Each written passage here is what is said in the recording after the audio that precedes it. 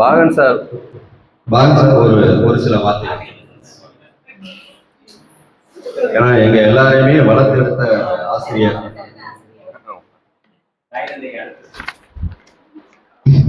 அன்புள்ள நேரம் மதிய நேரம் ஆயிடுச்சு.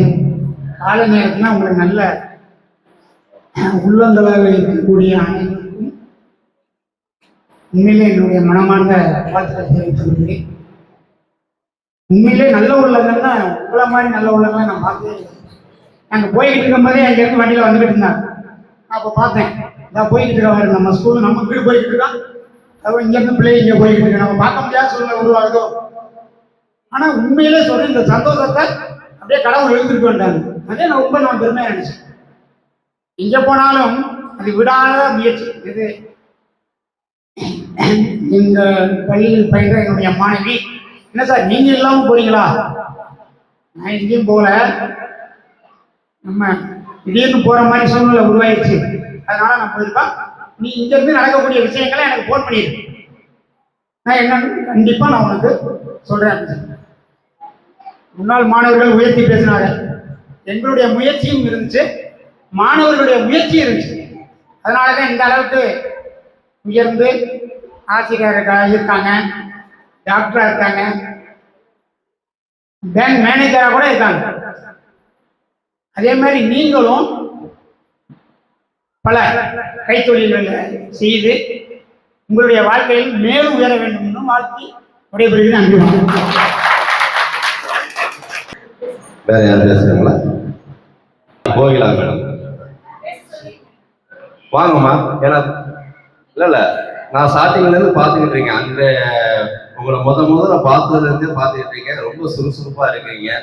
எங்களுக்கு இன்னொன்று, இந்த ஃப்ரீ ட்ரீட்மெண்ட்டுக்குலாம் நீங்க தான் ஏற்பாடு பண்ணிருப்பீங்க, எங்களுக்கு நல்லா தெரியும். ஜோதி மிஸ்ஸா ரெண்டு பேரும், ஏன்னா நீங்களும் ஒரு சைக்காலஜிஸ்ட் இதுதானே. ஸோ அதனால உங்களுடைய, ஏன்னா எங்களுக்கு உங்களுடைய இது தேவைப்படுது. வந்து கொஞ்சம் ஸ்பீச் கொடுங்க. Training work. சரி, ஓகே, மகிழ்ச்சி. இப்போ அதாவது நான் என்னைய பற்றி சொல்லிக்கிறேன். நான் வந்துட்டு ஒரு காமர்ஸ் டீச்சர், ஒரு தனியார் பள்ளியில் வந்துட்டு 15 வருஷமா ஒர்க் பண்ணிக்கிட்டு இருந்தேன். இப்போ ஒரு மாசமா அதுல இருந்து கொஞ்சம் விலகி இருக்கேன். காரணம் என்னன்னா, இந்த டிஆர்பி எக்ஸாம் வந்ததுனால அதுக்கு படிப்போம் அப்படின்னு சொல்லிட்டு கொஞ்சம் விலகி இருக்கிறேன். அது போக எல்ஐசி ஏஜென்ட் தான் இப்போ, ஏன்னா ஃபேமிலியை ரன் பண்ணணும் இல்லையா, அதனால எல்ஐசி ஏஜென்ட் தான் செயல்பட்டு இருக்கேன். இன்னொன்று, நமக்குள் நாம் யூடியூப் சேனல் அப்படின்ட்டு ஒரு சேனல் வச்சு அதை ரன் பண்ணிட்டு இருக்கோம். அது என் நண்பர் பார்த்துருப்பாரு. நண்பர் கூட கேட்டாங்க, உங்களை எங்கேயோ பார்த்த மாதிரி இருக்கு அப்படின்ட்டு. இல்லை நம்ம சேனல் அப்படின்னு சொன்னேன். அதுக்கப்புறம் தான் சரி, ஓ ஆர்டிஐ தகவல் பெறும் உரிமை சட்ட நபர் தானே நீங்க அப்படின்ட்டு கேட்டாப்ல. ஸோ அந்த அளவுக்கு நம்ம முடிஞ்ச அளவுக்கு என்ன முடியுமோ அதை வந்து நம்ம பகுதியில் செஞ்சுட்டு தான் இருக்கிறோம். ஸோ இது என்னன்னா, எதுக்காக சொல்றேன்னா, நான் பெருசா எதுவும் பண்ணல. நாங்க நமக்குள் நாம் மாற்றுத்திறனாளிகள் இயக்கம்னு சொல்லிட்டு ஒரு இயக்கத்தை இந்த பள்ளியில் படித்த மாணவர்கள், பழைய மாணவர்கள் இணைந்து ஒரு இயக்கத்தை ஆரம்பிச்சோம். அது அந்த காலகட்டத்தில், அந்த கொரோனா காலகட்டத்தில் கொஞ்சம் வேகமாக செயல்பட்டோம். அதுக்கப்புறம் ஒவ்வொருத்தருக்கும் ஃபேமிலி பிரச்சனைகள் காரணங்கள்னால அதை பெருசளவு கொண்டு போக முடியல. ஆனாலும் அங்கே தனித்தனியா இருந்துட்டு என்ன எங்களால முடியுமோ இந்த மாதிரி கூட்டத்தை அரேஞ்ச் பண்றதா இருக்கட்டும், வேற எதுவும் வந்துட்டு யாருக்கும் ஒரு வீடு இல்லாதவருக்கு வீடு ஏற்படுத்தி கொடுக்காங்க, ஓஏபி சார்ந்த விடயங்களா இருக்கட்டும், எங்களால என்ன முடியுமோ அதை நாங்கள் செஞ்சுக்கிட்டு இருக்கோம். அதே போல பல இயக்கங்கள் இருக்காங்க. இப்ப மாற்றுத்திறனாளி சகோதரர் வந்துட்டு மாற்றுத்திறனாளி சிகரம், அதே போல மாற்றம்ங்கிறது மகேஷ் மாற்றம். ஸோ அவங்கெல்லாம் அந்த, ஏன்னா மாற்றம்ல நம்ம இருக்கோம். அப்புறம் அப்துல் கலாம் மாற்றுத்திறனாளிகள்கிட்ட அந்த ஒரு இயக்கம் இருக்கிறாங்க. ஸோ இப்படி இந்த சிவகங்கை மாவட்டத்தில் வந்துட்டு மாற்றுத்திறனாளிக்கான பல இயக்கங்கள் இருக்காங்க. ஆனா ராம்நாட்டில் தான் ஒன்றுத்தையும் காணும். ஏன்னா எங்களுக்கு அது ஒரு பெரிய ஒரு, எங்க மாவட்டத்துல ஒரு மாற்றுத்திறனாளிக்கான அந்த ஒரு விழிப்புணர்வு குறைவாக தான் இருக்குது. பட் சிவகங்கையில நல்ல விழிப்புணர்வு கொடுக்குறாங்க அந்த அளவுக்கு. ஏன்னா இது வந்து மகேஷோ சிவசங்கரியோ ரெண்டு பேரால மட்டும் இத்தனை பேரை கொண்டு வர முடிஞ்சது இல்லை.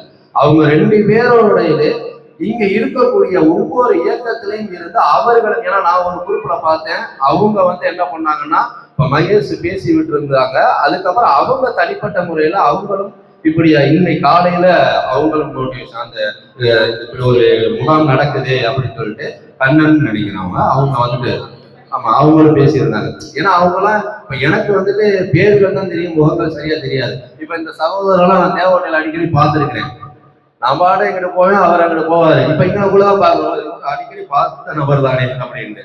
ஸோ அந்த மாதிரி ஒரு ஒருங்கிணைக்கக்கூடிய ஒரு இடமா இருக்குது. இப்ப இந்த இந்த ஒயிட் ஷர்ட்டை போட்டு கீழே உட்காந்துருக்க நம்பர் தம்பி எல்லாம் வந்துட்டு அடிக்கடி மீட் பண்றது நாங்க இந்த ஸ்கூல்லயே படிக்கிறாரு.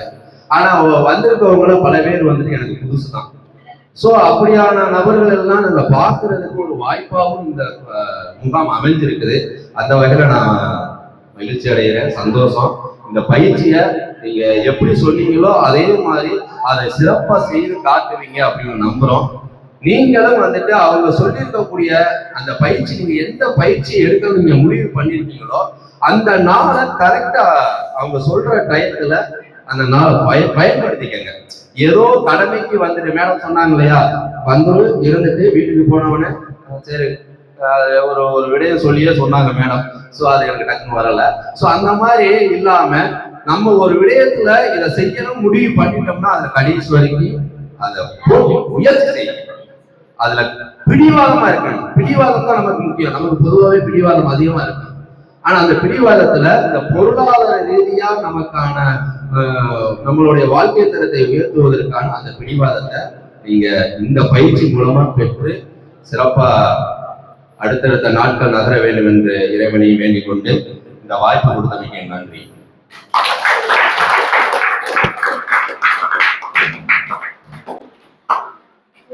ஈன்னு சொன்னவங்க முன்னாடி நம்ம என்ன பண்ணி காட்டணும்? ஈன்னு சொன்னவங்க முன்னாடி பத்தல. ஈன்னு சொன்னவங்க முன்னாடி ஈன்னு சொன்னவங்க முன்னாடி வாங்க சேர்க்கலாம். குப்பைன்னு சொன்னவங்க முன்னாடி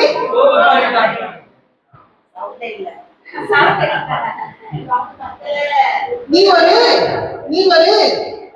அற்புதம், நீ ஒரு அற்புதமே என் வாழ்க்கையில நடக்கல அப்படின்னு சொன்னவங்க முன்னாடி நானே ஒரு அற்புதம். சொல்லுங்க, நானே ஒரு அற்புதம். வீன்னு சொன்னவங்க முன்னாடி சொல்லி சொல்லுவோமா? வீன்னு சொன்னவங்க முன்னாடி சத்தம் பத்தல. வீன்னு சொன்னவங்க முன்னாடி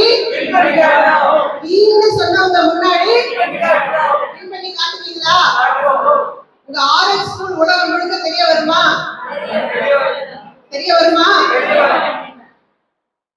செய்வோம்.